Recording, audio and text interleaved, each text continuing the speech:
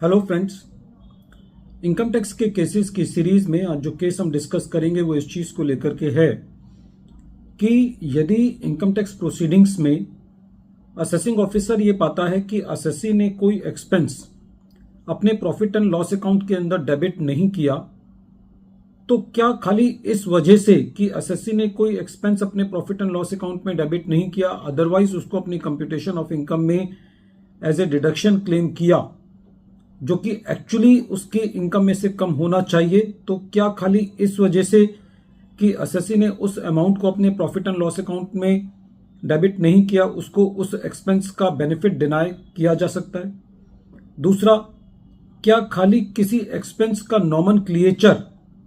जिस नाम से वो खर्चा बुक किया गया, खाली इस वजह से कि वो नाम ऐसा है जिसकी वजह से वो एक्सपेंस ना लग करके लायबिलिटी लग रहा हो, खाली इस वजह से उसको डिनाई किया जा सकता है? और तीसरा इशू ये था कि क्या इनकम टैक्स प्रोसीडिंग्स में कंसिस्टेंसी का महत्व है? यदि कोई एक्सपेंस पिछले सालों के अंदर रेगुलरली एसएससी को अलाउ किया जाता है, तो क्या बिना फैक्ट्स में चेंज हुए बिना उस एक्सपेंस को किसी अगले साल में डिनाई किया जा सकता है? यही सारे issue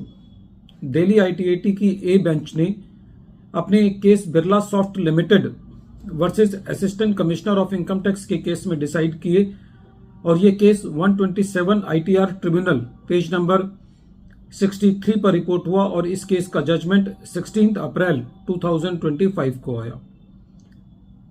present case assessment year 14-15 से रिलेटेड है। प्रेजेंट केस के अंदर असेसी ने 86,30,697 का एक्सपेंस क्लेम किया, जो कि असेसी के प्रॉफिट एंड लॉस अकाउंट में डेबिट नहीं हो रहा था, लेकिन उसके इनकम टैक्स रिटर्न में शो हो रहा था। और ये एक्सपेंस रेंट और इक्वलाइजेशन रिजर्व्स के नाम से असेसी ने क्लेम किया, और असेसी ने ड्यूरिंग द असेसमेंट प्रोसीडिंग्स इस चीज को डेमोस्ट्रेट किया कि ये amount as per accounting standard 19 जो है वो कैलकुलेट किया गया है, लेकिन असेसिंग ऑफिसर ने इस एक्सपेंस का डिडक्शन असेसी को अलाउ नहीं किया, ये कहते हुए कि ये expense profit and loss account में डेबिट नहीं किया गया है। असेसी ने during the assessment proceedings lease agreement submit किए, और असेसी ने ये कहा कि ये खर्चा असेसी को पिछले सालों में भी अलाउ हुआ है,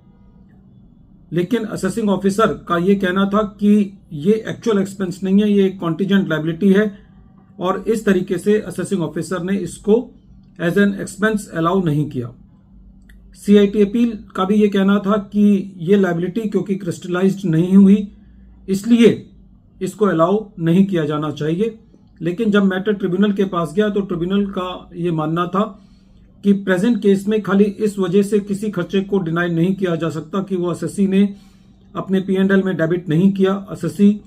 को सेम खर्चा पिछले सालों में और नेक्स्ट ईयर में भी अलाउ किया गया, और ये खर्चा एज एन अकाउंटिंग स्टैंडर्ड 19 के हिसाब से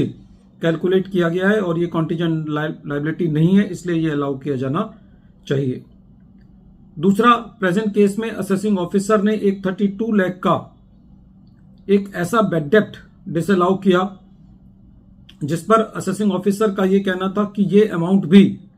प्रॉफिट एंड लॉस अकाउंट के थ्रू रूट नहीं हुआ, लेकिन असेसी का यह कहना था कि असेसी ने कोई टेलीकम्युनिकेशंस के लिए एडवांस पे किया है जो कि उसको अब रिकवर नहीं हुआ, इसलिए ये सेक्शन 37 में इसको अलाउ किया जाना चाहिए। तो इस पर भी ट्रिब्यूनल का यह कहना था कि प्रेजेंट केस के अंदर खाली इस वजह से कि क्योंकि ये अमाउंट P&L में डेबिट नहीं हुआ, इस खर्चे को डिसअलाउ नहीं किया जाना चाहिए, और क्योंकि असेसी को ये अमाउंट रिकवर नहीं हुआ है, तो ऐसे केस में ये असेसी का सेक्शन 37 के अंदर असेसी को इसका बेनिफिट मिलना चाहिए, क्योंकि ये पैसा जो दिया गया था ये असेसी के बिजनेस पर्पस के लिए दिया गया था। असेसी इस चीज को पूरी तरीके से डेमोस्ट्रेट कर पाया है, और असेसिंग ऑफिसर ने कहीं पे भी अपने असेसमेंट ऑर्डर में इस चीज को नहीं बताया है कि ये जो पैसा असेसी ने एडवांस दिया था ये असेसी के बिजनेस से रिलेटेड नहीं है। फ्रेंड्स, केस बहुत इंपॉर्टेंट है, क्योंकि जो इनकम टैक्स की प्रोसीडिंग्स हैं, जो इनकम टैक्स के अंदर कैलकुलेट करने का तरीका है, वो असेसी के प्रॉफिट एंड लॉस अकाउंट पर निर्भर नहीं करता, इस चीज पर निर्भर करता है कि वो एक्सपेंस क्या as per income tax proceedings या इनकम टैक्स लॉ के मुताबिक वो असेसी को मिलना चाहिए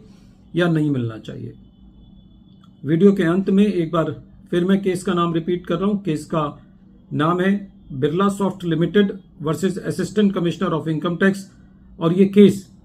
127 ITR ट्रिब्यूनल पेज नंबर 63 पर रिपोर्ट हुआ और इस केस का जजमेंट दिल्ली ITAT की ए बेंच ने 16 अप्रैल 2025 को दिया। Thank you friends.